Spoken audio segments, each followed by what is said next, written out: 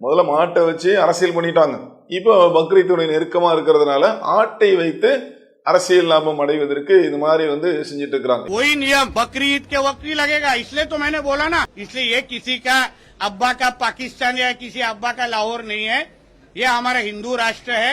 जो नियम आप हिंदू त्योहार के वक्त लगाते हैं वही नियम बकरीद के वक्त ही लगेगा, इसलिए तो मैंने बोला ना। மாட்டுக்கறி வச்சிருந்தாங்கன்னு சொல்லி உத்தரப்பிரதேசத்துல ஒரு கும்பல் அந்த 4 பேரை மிக கடுமையாக தாக்குகிறார்கள்.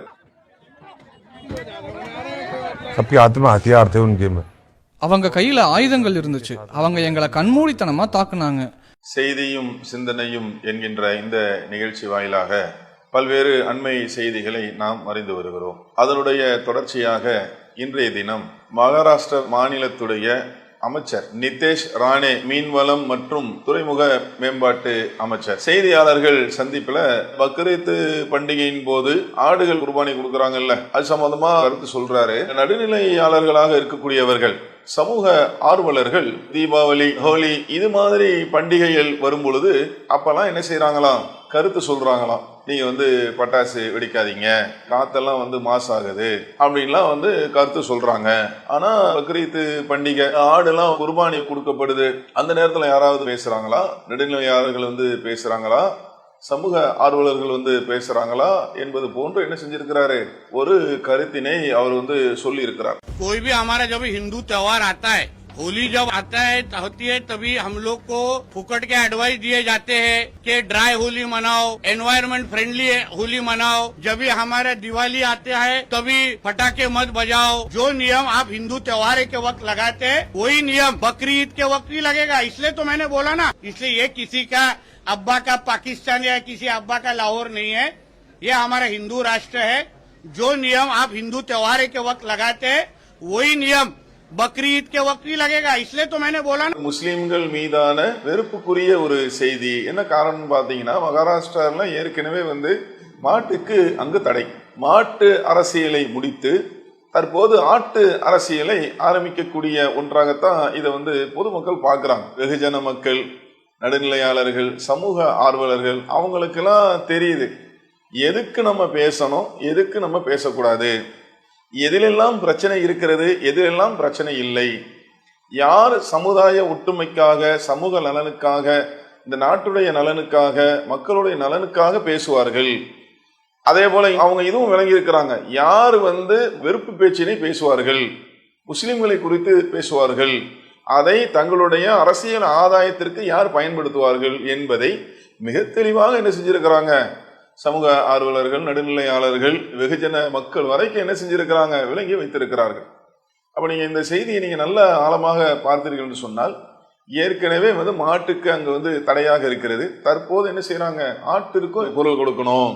அது இல்லாம இன்னும் என்ன சொல்றாருன்னா, அவர் அந்த துறை அமைச்சரா இருக்கிறாருல்ல, அது ஒரு போஸ்டிங்ல இருக்கிறாருல்ல, ஆடுகள் அதற்குரிய முறையில அறுக்கப்படணும், இல்லைன்னா நடவடிக்கை எல்லாம் எடுக்கப்படும் என்கின்ற அந்த கருத்துப்பட என்ன செய்யறாரு, அவர் சொல்வதை நம்ம பார்க்கிறோம். அப்ப இவர்களுடைய நிலையே என்னன்னு பாத்தீங்கன்னா, இது போன்ற செய்திகளை வைத்து இவங்க அரசியல் ஆதாயம் தேடணும். நெருக்கத்துல ஹஜ்ஜி பெருநாள் வந்துருச்சா, பக்ரீத் பண்டிகை வந்துருச்சா, இந்த மாதிரி நேரங்கள்ல இதை இஷ்யூ ஆக்கி இதன் மூலம் அரசியல் ஆதாயம் தேட வேண்டும்.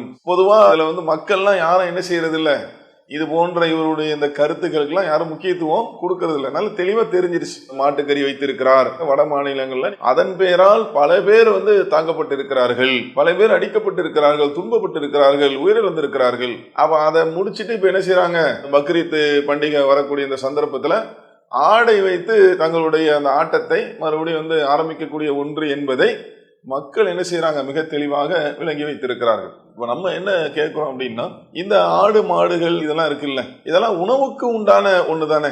ஆடு என்பது குறிப்பிட்ட இந்த பக்ரீத்துல இஸ்லாமியர்கள் தங்களுடைய நம்பிக்கையின் வெளிப்பாடாக என்ன திருமறை குரானில் சொன்ன அடிப்படையில், முகமது நபி அவர்கள் சொன்ன அடிப்படையில் அதை நிறைவேற்றுகிறார்கள். இது ஒரு புறம் இருக்க, மற்ற நாட்கள்லாம் ஆடு யாரும் சாப்பிடலையா, ஆடு அறுக்கப்படவில்லையா, இப்படி கொண்டு வராங்க பாருங்க. உயிர்கள் மீது மிகுந்த ஒரு அக்கறை கொண்டவர்கள் போலும் ஜீவ காருண்யத்தை இவர்கள் எல்லாம் அப்படியே கடைபிடிப்பது போன்றும் அப்படி என்ன செய்யறாங்க, இதை பிரதிபலிச்சு அடுத்தவங்களை தூண்டி விடுறது. நீங்க ஆடுலாம் அறுக்க கூடாதுன்னு சொல்லுவாங்க, எப்படி சொல்லுவாங்க, அன்றாடம் நிகழ்வுல அதிகமான மக்கள் ஆட்டு கறியை சாப்பிடக்கூடியவர்களாக ஆடு அனுதினம் அறுக்கப்படுகிறது. அதற்கென்று இதை நம்பி பல்வேறு விவசாய குடும்பங்கள் இருக்கிறது. ஆடுகளை வளர்த்து இதெல்லாம் எங்க இருந்துங்க கொண்டு வராங்க? ஆனாவுனா என்ன செய்யறது? எல்லாத்துக்கும் ஒரு ஜிஹாத், எச்சி துப்புற ஜிஹாத், அதே மாதிரி லவ் ஜிஹாத், சர்பத்து ஜிஹாத் என்று எல்லாத்தையும் எப்படி சொல்லுவாங்களோ, இந்த அளவுக்கு மண்ட மூளை குழம்பி இப்படி போயிருவாங்களா அப்படின்றதுல ரொம்ப ஒரு சிரிப்பாவும் இருக்கு நமக்கு. இது குர்பானி ஜிஹாத். நல்லதாக யோசித்து பாருங்கள். நம்ம வாழக்கூடிய நாட்டில் ஆடுகள் அங்கங்க வளர்க்கப்படுகிறது. இது உணவுக்கான ஒன்று. இந்த உணவுக்கான ஒன்றை விவசாயிகள் பயனடைகிறார்கள். ஆடு வளர்க்குறாங்க, அதை வச்சு வளர்த்து சந்தைப்படுத்தி அதன் மூலமாக அதை உண்ணக்கூடியவர்களுக்கு அது உணவாக மாறுகிறது. இது ஒரு தொழில், இது ஒரு வர்த்தகம். இப்படி தொடர்ச்சியாக போய்கொண்டு இதை எல்லாரும் தான் பண்றாங்க. ஆடுகள் வளர்க்குறதுங்க முஸ்லீம்கள் மட்டும் பண்றாங்களா? இல்ல ஆட்டுக்கறி சாப்பிடுறது முஸ்லீம்கள் மட்டும் சாப்பிடுறாங்களா? நாட்டு மக்களுடைய பழக்கம் இது. அப்ப இவங்க என்ன செய்யறாங்க அப்படின்னா, முஸ்லீம்கள் மீது இருக்கக்கூடிய அந்த வெறுப்புணரை கக்கும் விதமாக அவ்வப்போது என்ன செய்யறாங்க, அதை வெளிப்படுத்தும் விதமாக ஒரு அமைச்சரா இருந்துகிட்டு இந்த மாதிரி சொல்றாங்க. இப்ப ஆடு இது பண்ணக்கூடாதுன்னு சொல்றாங்களா? இன்னும் கொஞ்ச நாள் போச்சுன்னா நீங்க கோழி சாப்பிடக்கூடாது. இப்ப இவரு சார்ந்து இருக்கிற மீன் துறை இருக்குல்ல, இன்னும் கொஞ்ச நாள் ஆச்சு அப்படின்னா நீங்க மீனே சாப்பிடக்கூடாது. ஏன்? ஆமா, நாங்க தான் உயிரை இது பண்ணக்கூடாதுன்னு சொல்றோம்ல, நீங்க எப்படி மீன் சாப்பிடலாம்? அது கடல்லயே இருக்கட்டும். ஒரு நாலேஜ் இல்லாம அதுக்குத்தானே கடவுள் மனிதர்கள் உண்டு புசிப்பதற்கு தானே அதை படைச்சிருக்கிறாரு. இந்த படைப்பின் செட்டப்பே அது தானங்க.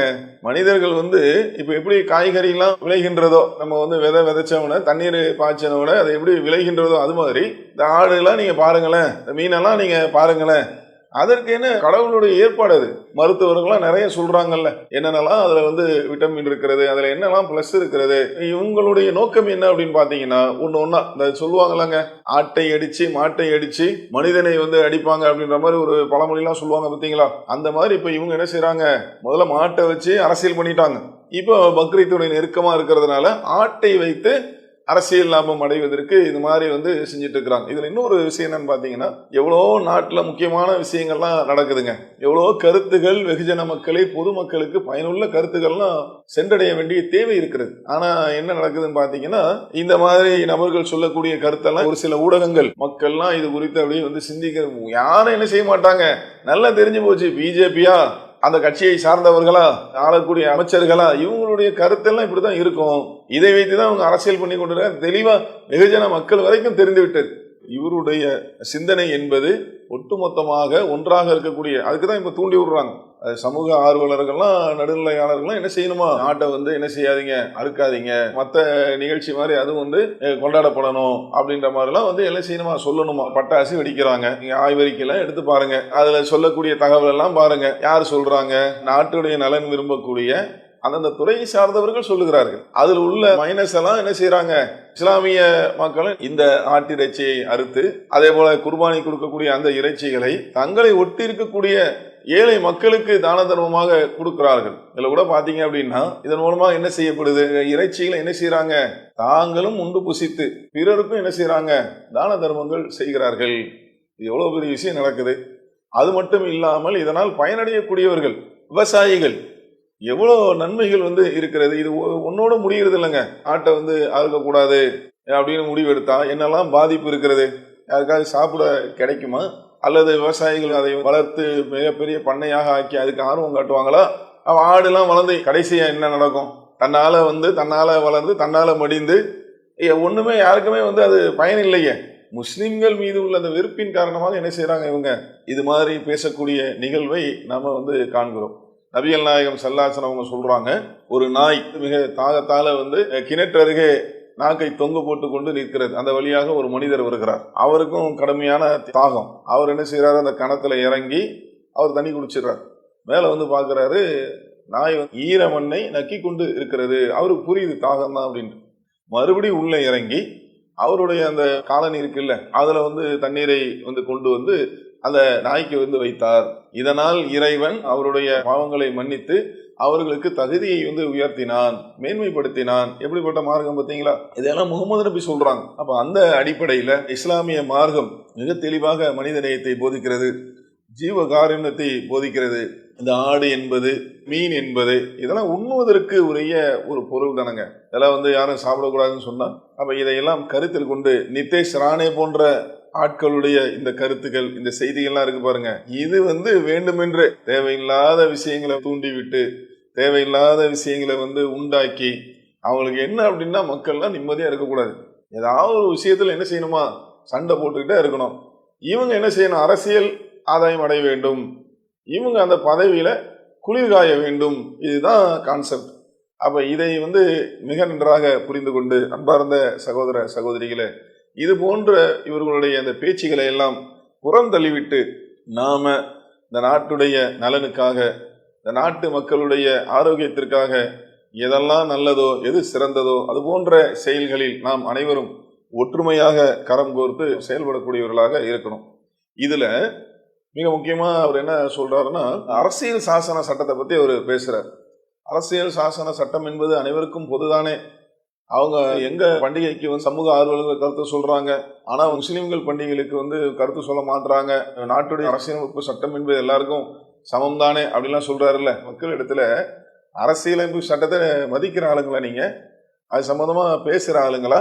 அதெல்லாம் வந்து கடைபிடிக்கக்கூடியவங்களா? இன்னும் நிறைய கேள்விகள் வந்து வருது. எந்த விஷயத்துல நீங்க அரசியலமைப்பு சட்டத்தை வந்து நீங்க கடைபிடிச்சிருக்கீங்க? நாங்க பொதுவாக உயிர் மீது நாங்கள் இரக்கம் காட்டுகிறோம்லாம் சொல்றாங்கல்ல, இதெல்லாம் வந்து பச்சை பொய்யுங்க. எந்த அளவுக்குன்னு பாத்தீங்கன்னா, மாட்டுக்கறி வச்சிருந்தாங்கன்னு சொல்லி உத்தரப்பிரதேசத்துல ஒரு கும்பல் வந்து அந்த 4 பேரை மிக கடுமையாக தாக்குகிறார்கள்.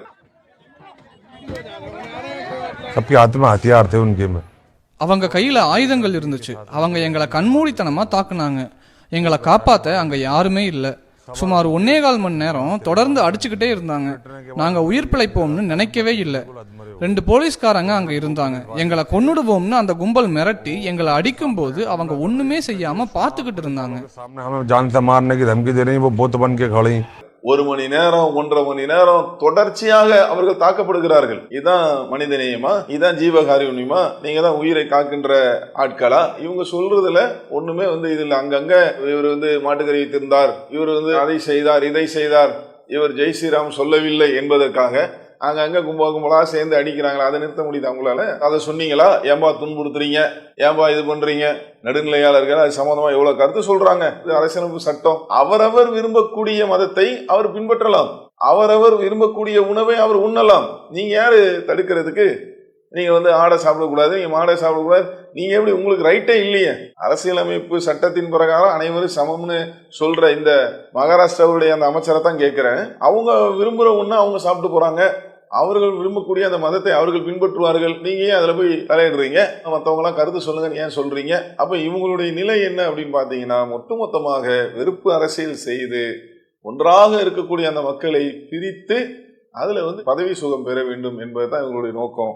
அதனால இது போன்ற கருத்துக்களை புறந்தள்ளக்கூடியவர்களாக நாம் இருக்க வேண்டும் என்று சொல்லி இந்த செய்தியை நிறைவு செய்கிறேன். அஸ்ஸலாமு அலைக்கும் வரஹ்மத்துல்லாஹி வபரகாத்துஹு. அல்லாஹு அக்பர், அல்லாஹு அக்பர்.